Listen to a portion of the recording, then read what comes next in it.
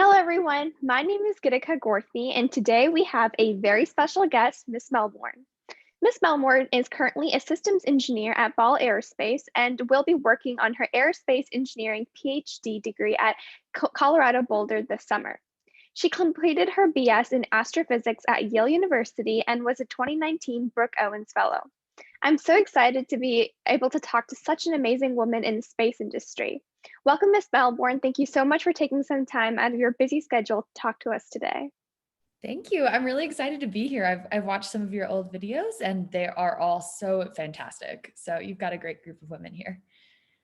Thank you so much. Yeah, and I would love to learn more about your journey and how you got into the space industry. But before we kind of jump into your story, I'd like to understand more about your typical day. I'm sure it's a little different with the virtual setting, but how does it usually run? Yeah, so my day-to-day right now, mostly in the office, but sometimes at home. So I usually wake up in the morning, go for a run, because I'm also training for an ultra marathon on the side right now. So I usually go for a run, come back, make some breakfast, and then head into work. And work usually involves dealing with a lot of our changes to this particular document that guides the alignment process for James Webb Space Telescope. So that's what I do on a day-to-day basis for my job. I work with engineers and make sure that all of their changes are captured in this document. And then usually after work, I come home, I make dinner. I'm trying to cook more vegetarian, so I've been learning a lot of new recipes. And I also really enjoy reading mystery novels and spy books. So I've been doing a lot of that as well in the evenings and learning how to play guitar in my other free time. That's awesome. I'm glad to see you have like a variety of interests like cooking, reading, and also, playing music, which I think is amazing. Yeah. So I know that you've obviously, you're getting your PhD and you've had so much research in the, space industry and you have a huge background. So I was wondering, what was your most exciting project or research that you've worked on? That's a really good question. It's hard to pick just one. I will say that probably my most unique opportunity was going to the University of Chile after my first year of college. So I knew that Yale had connections to the University of Chile before I started there, because our astronomy departments have an exchange program. So I, as an undergrad, wanted to develop some sort of research exchange for undergrads specifically to go to Chile and do some research. So I connected with a professor who was willing to take on an 18-year-old with very little research experience, and it was the best summer.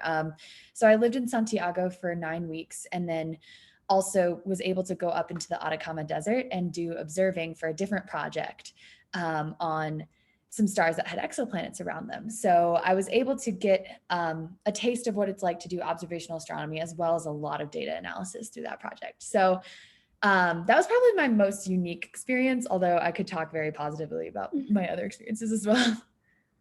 Yeah, that sounds very interesting. I feel like that's one of the most exciting parts from going to high school to college. I feel like a whole new door of possibilities are open and opportunities. So it's definitely, I'm so glad to hear that you were a part of that. So did you always imagine yourself in the position you are in today in terms of your education and also your like the path and track you're going in? Or did you kind of have some twists and turns in your journey to kind of figure out who you are? I think I definitely had a lot more twists and turns than I anticipated. When I was 10 is when I figured out I wanted to do astronomy. And I went to a public sky night and I absolutely loved looking through the telescope and seeing the planets with my own eyes. And I was just able to tangibly understand what like doing astronomy meant to people.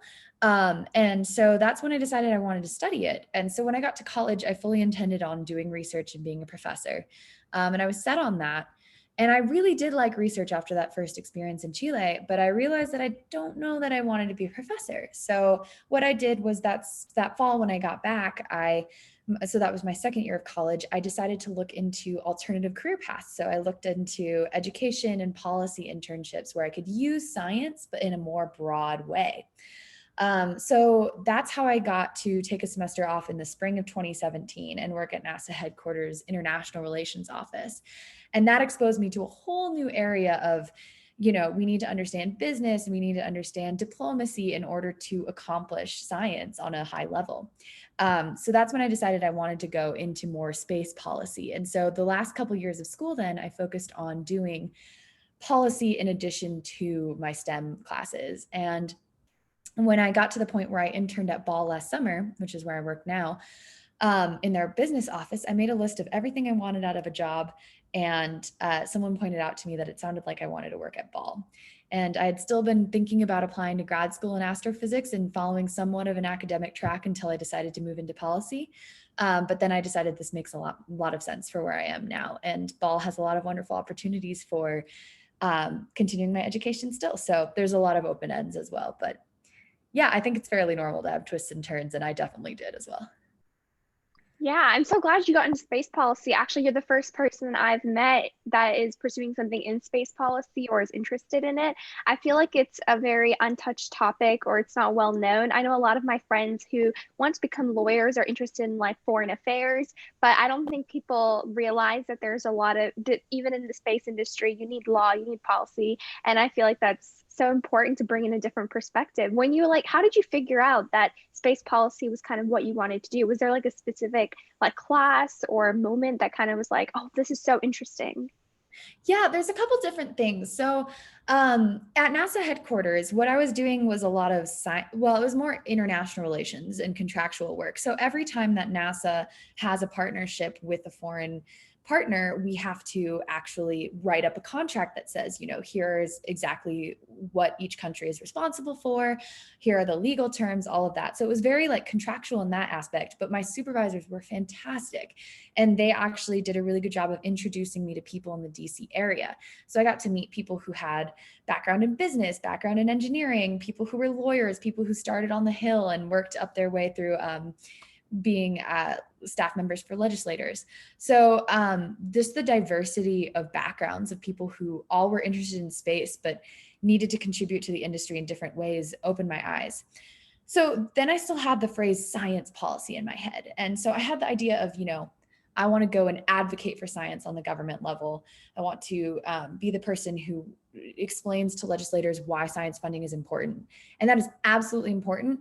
But then once I ended up taking a policy class at Yale, it was a year-long course dedicated to understanding the intersection of political theory and diplomatic practice. And so I was able to take everything we learned from that class and frame it in a space mindset.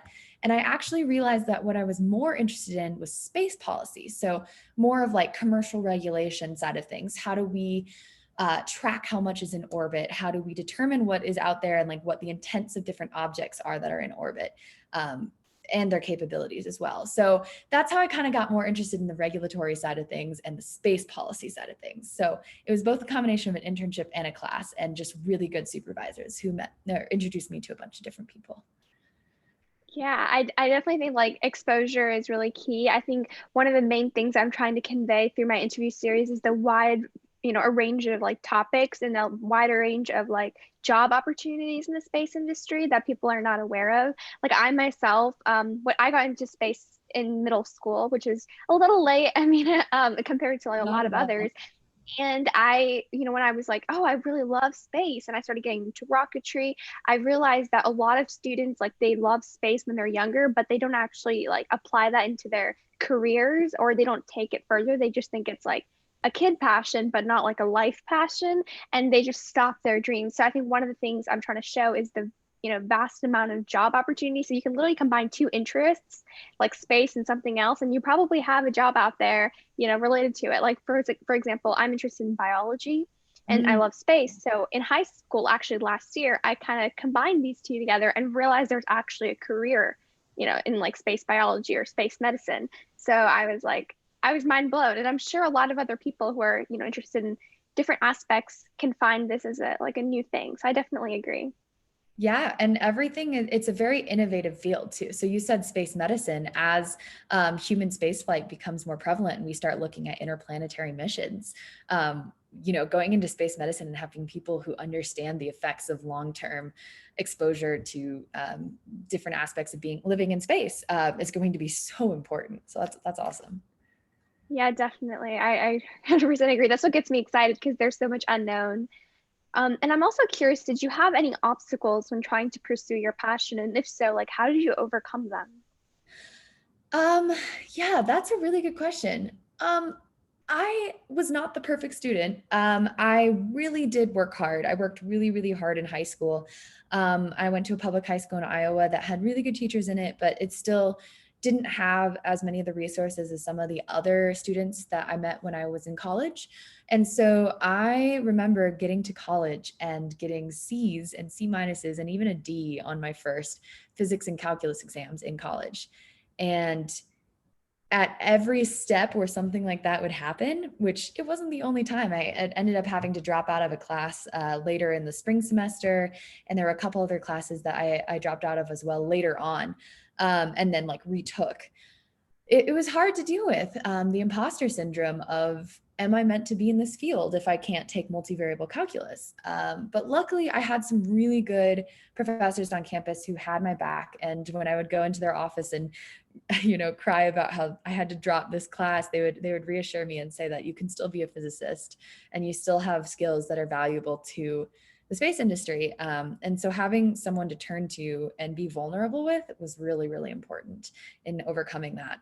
But I think it's totally normal to feel like an outsider if you aren't immediately gifted at the particular thing you're learning in a class. And that's a really hard lesson to learn, and one that I still deal with when I have make a mistake at work or something like that.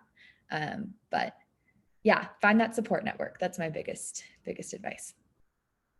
Yeah, I've heard that from a lot of people. A lot of people had similar situations where they felt that they weren't good enough for space. And I feel like a lot of young people, especially, for high school students and myself, I sometimes feel like, oh, this is such a complex area. I don't know, like you have to have so much knowledge and you have to be super smart, like Albert Einstein level. And there's a lot of misconceptions with the space industry. And like as I started talking with professionals, I realized that everybody feels this way, but not everyone is like Albert Einstein. Everyone has their own strong skill sets. You don't have to be strong just in math. There's other areas that you could be strong at that are very valuable in the space industry, which is exactly what you said. So I definitely agree with what everyone else was saying. Yeah. Yeah.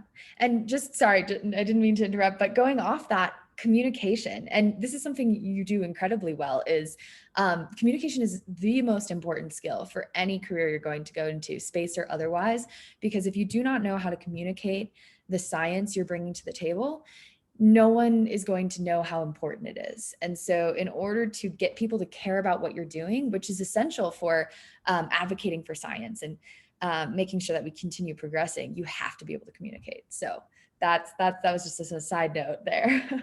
Oh, yeah, yeah. Feel free to interrupt anytime. So I completely agree. I think definitely communication is important. I mean, first, before I started the interviews, I was a little scared to reach out to professionals because obviously you guys are very busy and I didn't want to take up your time. And it was hard to just like try get like stepping out of my comfort zone. But as I like communicated, I realized that this is not only helping me, but other people. And so it was like, it was a great thing that I did it because now I'm able to hear such amazing stories and not just stay in my own bubble. I'm Absolutely. also very curious. Did you have any key, like, I know you said you were interested and you wanted to be like going to space industry ever since you were 10 years old. Did you have some sort of like mentorship, like summer program or internship that you were a part of, whether it be in middle school, high school, or even in college or now? Was there any sort of program that helped you kind of know that this is what you want to do or helped advance your skill set? That is a great question. There are so many mentors. I think you can really find mentors at any level. So I'll answer that in two parts. I think every single one of my internships was a valuable experience. So my first internship was my senior year of high school. After senior, or no, sorry, it was before senior year. So it was right when I was starting to apply to colleges and looking at those over the summer. I did an internship at Boston University where I just learned the basics of coding and Python and how that was applicable to astronomy and how do you take raw data from a telescope and transform it into something that is useful for science. And so that really told me that I was okay, one, capable of doing technical things that astronomers needed to do. And two, it gave me a great resource. I learned what it was like to be in a lab group, and they were super, super supportive and wanted to see me succeed and would advocate for me when I wanted college letters of recommendations and things like that. And I still stay in touch with the grad students who were in that lab, who are now postdocs and beyond. Um, And so that was my first exposure. And so each internship I got superbly lucky with fantastic mentors. And I think that relationship is key, regardless of whether or not you decide like, maybe this particular avenue of research isn't for me. That's what internships are for, is like for you to learn and for you explicitly to grow in that area. So I think I have to count them all as like a particularly useful experience. I don't know if I can pull one exactly, but I will say teachers are a fantastic mentor, because I had a teacher junior year of high school who was our physics teacher, and she was incredibly tough and also encouraging at the same time. So I thought I was going to drop out of AP physics in high school, and she said, well, you could do that, but you could also work really hard and stay in it. And it's kind of that challenge that she posed to me, while also giving me the actual support and the help that I needed, was incredible. And we still stay in touch. So seek mentors everywhere you go, and in your teachers as well. That's big. Yeah, I definitely believe that teachers are amazing resources. I know my AP biology teacher last year, she was an amazing, like, it was a really tough class. And I was like, I'm like, I've always been a straight A student. So when I went into that class and I started as like, got a B plus, and I was like super scared, to bring up my grade. And I was always like, oh my gosh, I never got anything lower than an A. And I would be super like, you know what it feels like when you just get something different, right? And I Yep. remember I worked so hard in that class. I would like do extra notes. The teacher helped me so much, and I was able to pull through at the end. But I know it was definitely having her by my side helped me a lot, just push through. So I definitely agree that, like, whether it be high school or in your future, I think mentors and like teachers are good resources. Yeah. And you have such a busy schedule. I mean, from doing your extra stuff that you do, like cooking and like singing and stuff, and like playing your guitar, as well as like, keeping up with your career and moving forward with your PhD, you have so much on your plate. So how do you balance everything and like keep up with, learning new space skills? I mean, obviously every day I look into Twitter or I look into my news feed, I have so many new articles about like, oh, they discovered this new thing in space, or there's this new planet that we didn't know before. It's like there's always constant change. Like, how do you keep up with it and, maintain your daily schedule? Yeah. So that's a really interesting point. The space industry, especially now, is just growing and changing so fast. So as a policy person, it's important to keep up on it, and or at least from my perspective, I enjoy that as well.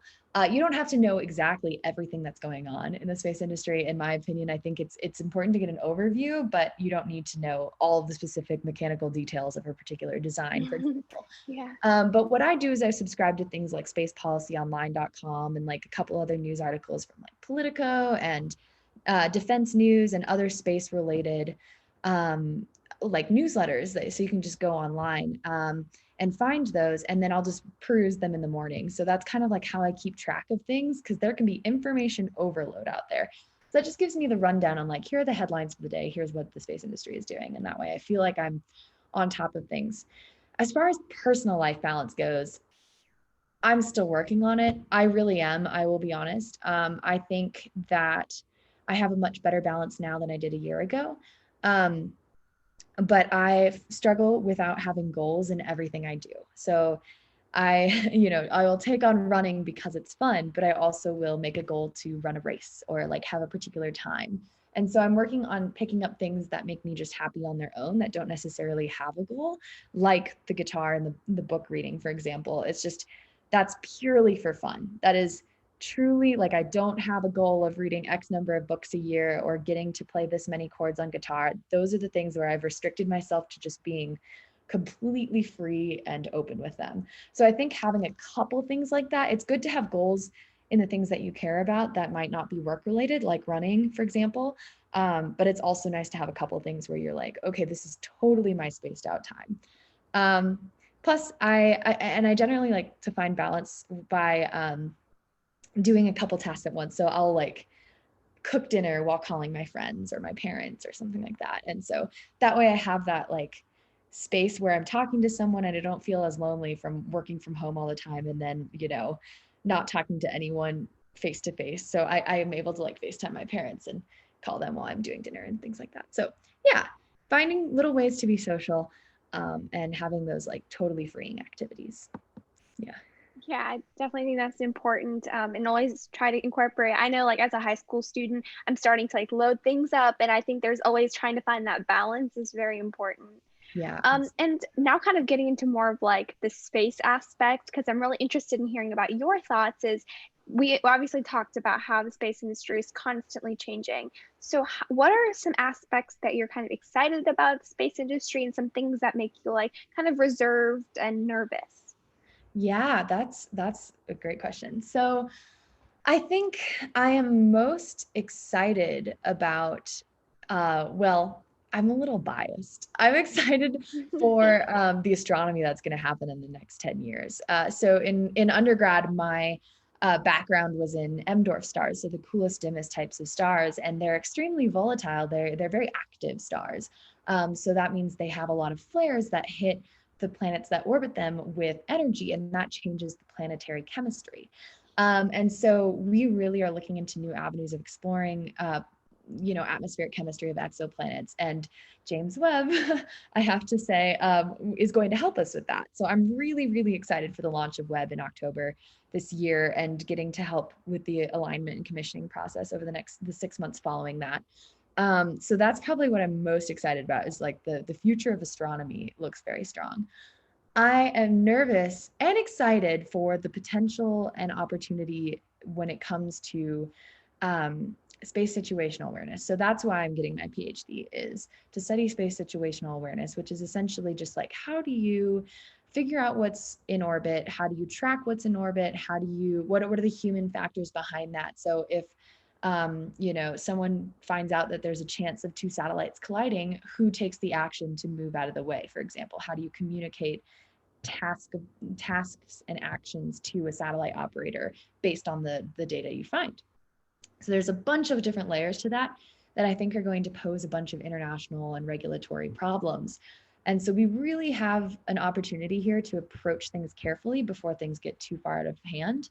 But it does make me nervous when we're sending up hundreds of satellites, without necessarily a strong plan or idea of how we're going to make that sustainable for the future. Because if no country can, if one country can't access low Earth orbit, nobody can. And so it's kind of truly, a place where people need to be cooperative.